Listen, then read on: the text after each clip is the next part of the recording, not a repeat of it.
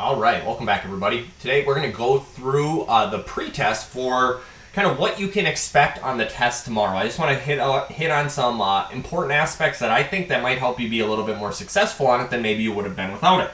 So first thing we talk about is the zero product property. Remember, whenever you see a problem like this, you want to take the 7x and set it equal to 0, and then you want to take the x minus 2 and set it equal to 0.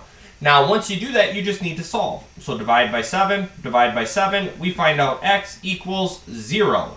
On the other one, add 2, we find out x is equal to 2. Now, when you do this, it's really important that you get your stuff organized. This part right here, let's even color code this, 7x was originally in red, and that's what gave us this answer of x equals 0. So we need to make sure that 0 goes up here for the red. If you get them in the wrong order, you're going to get the problem wrong. Now from the blue section over here, this was the blue section, the x minus 2, we got an answer of x equals 2, so that's why we want to put 2 over here in this section. Very important to color code your stuff and get it accurate. Now in this problem right here, we kind of have 3 different parts that are equal to 0. Now remember, in this first part, this is never equal to 0, so we can even just leave this off. We don't need to think about it in this problem. So we want to take the parts with the x, so x minus 1, and set that equal to 0. And when we solve it, we're going to find out x is equal to a positive 1. So that will be our answer for the red solution. For the blue solution, we want to do the same thing. So x plus 2 equals 0, minus 2, x is equal to negative 2. Can't get much easier than that. We should all be doing really well on this standard, I hope. Looking down here at the next one, this one says to factor and solve. So this is like we saw yesterday where you have to do a little bit of work before you're ready to get your answer. So coming over here, the biggest thing that we can pull out of 2x squared and 6x, we can pull 2 out of each of them. And then we can pull out as many x's as the one that has the fewest. This one only had 1, so that's why we're only taking 1. 2 divided by 2 is 1. That will leave us with an x right there. 6 divided by 2 is 3. So I'm going to put a 3 right here. And that's, of course, equal to 0. Now, down here, it tells us what our factored form is. So 2x can go right there. Notice how this is kind of already a 1x. So plus 3 right there. Now, to finish the problem, we do need to still solve this. So we want to take that first part, the 2x here, and we're going to say 2x is equal to 0. Divide by 2, x equals 0. That is our answer for the red solution. For the blue solution, that would have came from this part, so x plus 3 equals 0, minus 3, x equals negative 3. So that's going to come up and go over here. Nice job. Let's look at the next one. This one, again, we need to factor, but before we can factor, you got to realize everything is on 2 different sides. So pull this over to the other side using math. So we're going to add 2x to both sides, and that will leave us with 10x squared plus 2x. And now there's nothing left over here, so we're going to say equals 0, of course. Now, once you get this far, you still need to factor. So coming over here, the biggest number that I can pull out of 10 and 2 is 2. And then they both have an x, so I can pull one of those out. 10 divided by 2 is 5. I will still have 1x remaining here. And 2x divided by 2x would leave us with a positive 1. Now we just need to solve. So this would be the 2x here, and then this would be the 5 there to fill that blank out. So for the red solution, we just take the 2x equals 0. Divide by 2, x equals 0. That's our first answer for the red. And then we take the blue part. So 5x plus 1 and set it equal to 0. Minus the 1. We get 5x is equal to a negative 1, and then divide by 5. So we'll get x is equal to a negative 1/5, or x is equal to a negative 0.2. I don't know which one you're going to see on the test, so this is where we got to be a little flexible. If there's fractions, then obviously this is your guy, negative 1/5. If there's decimals, then you want to pick this guy, right? So it's good to be able to switch between the two. Nice job. So that's your first standard, the zero product property. I think you guys should be able to do pretty good on that one. Let's look at the next one. So the next one, we start to factor and solve trinomials. So that's when we get a factored form that looks a little bit different, right? We're going to have to do a little bit more work when we factor using the x method. But on these first ones, they should be really straightforward. Again, coming over here, take the red part and the blue part and set them both equal to 0. X minus 5 equals 0. X plus 6 equals 0. At this point, you need to get x alone. So we're going to add 5 and add 5, and we'll get x equals 5. On the other side, we want to take 6 away from each side, and I'll get x equals negative 6.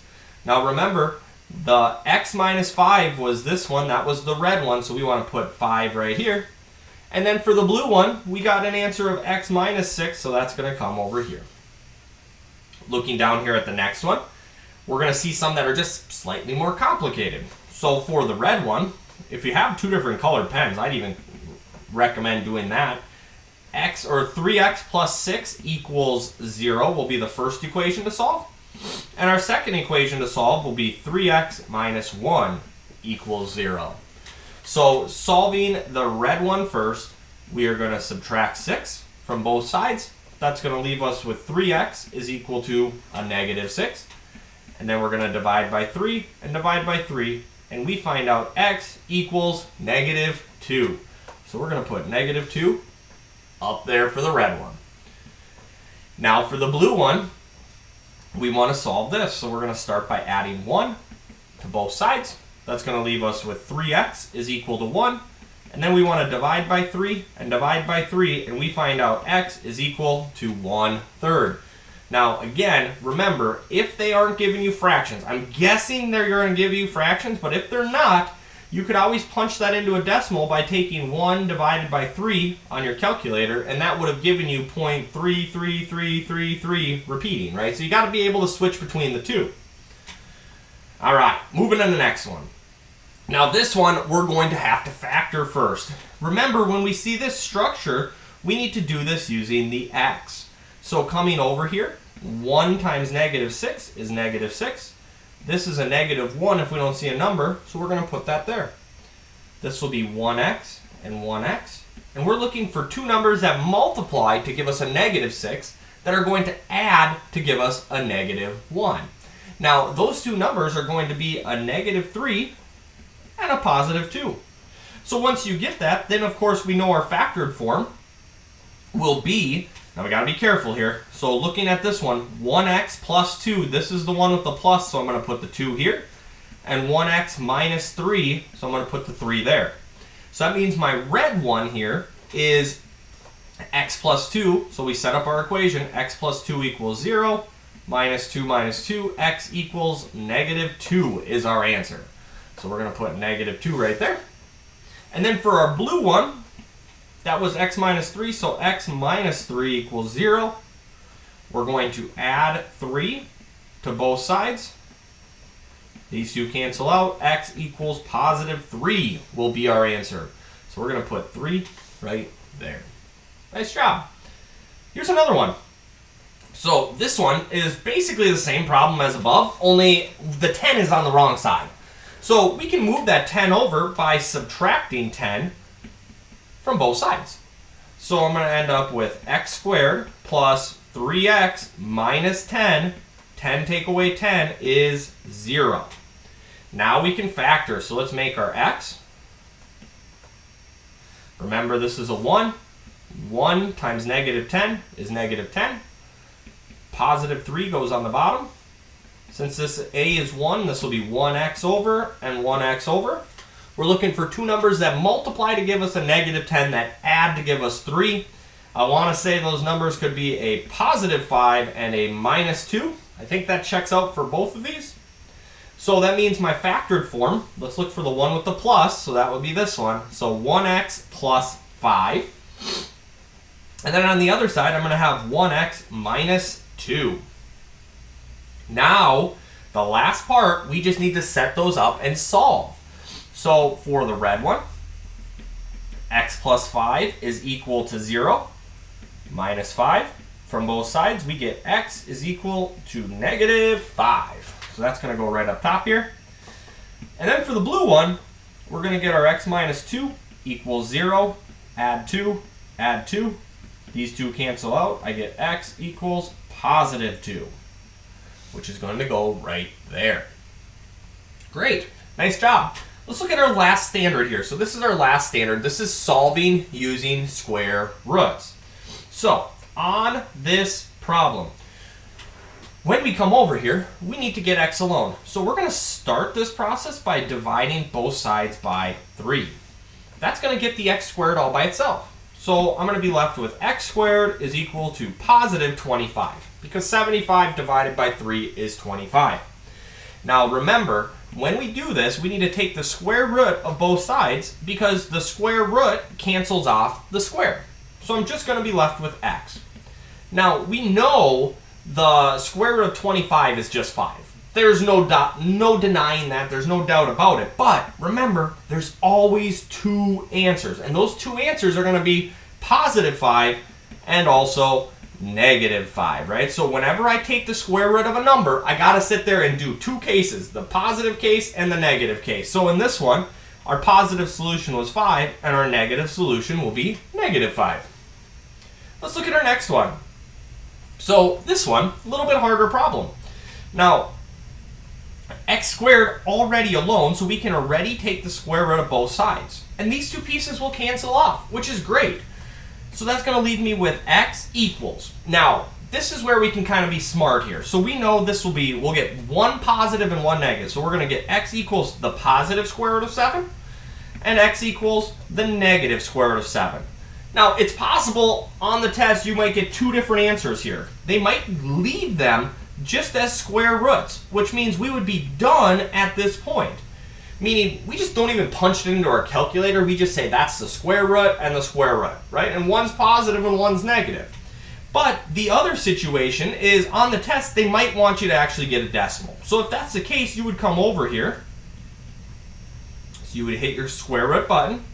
Square root of 7 is 2.65, let's call it. So x, so this one would be x is equal to 2.65. I can't remember if they give you square roots or decimals on the calculator or on the test. And then for the other one, we would just want to look at the negative square root of 7. So this would just be negative 2.65. So you got to be familiar with both of those situations, because I don't know which one you're going to have to pull from, right? Because you always get that little answer made. So these obviously are the negative ones, and these are the positive ones. And you're done. So let's look at the next problem. So here's our next one. So to solve this one, we need to get the x squared alone. So we're going to add 3 to both sides. These two cancel off. I get 5. X squared is equal to 45.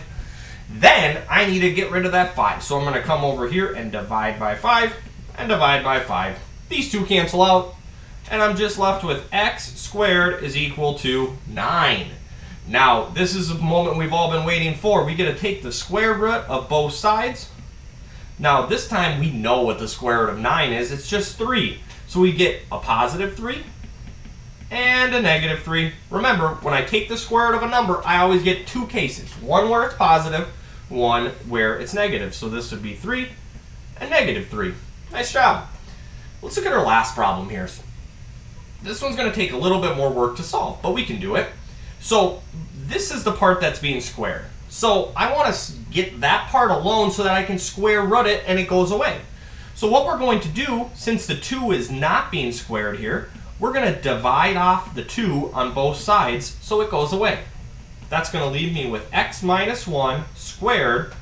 32 divided by 2 is 16. Now at this point, we want to take the square root of both sides, because that will cancel. And I'll just be left with x minus 1. Now, we also know the square root of 16 is 4, so this is where we set up our two situations. Our first one is going to be x minus 1 equals positive 4. And our other situation is going to be x minus 1 equals negative 4. Now you just need to solve. Add 1 to both sides, x equals 5. Add 1 to both sides, x equals negative 3. So 5 and negative 3, 5 is the positive, negative 3 is obviously the negative answer. So those are our two answers, and we're done. I hope you found this video helpful. this is really exactly what you're going to see on your test. After watching this video, you should go pop in and do the pre-test on your own and practice and see how that goes for you. Thank you guys so much for watching the video today. I do hope you found it helpful. If you are struggling on this at all, please just make sure to reach out and ask for help. Thanks, guys. Have a good day.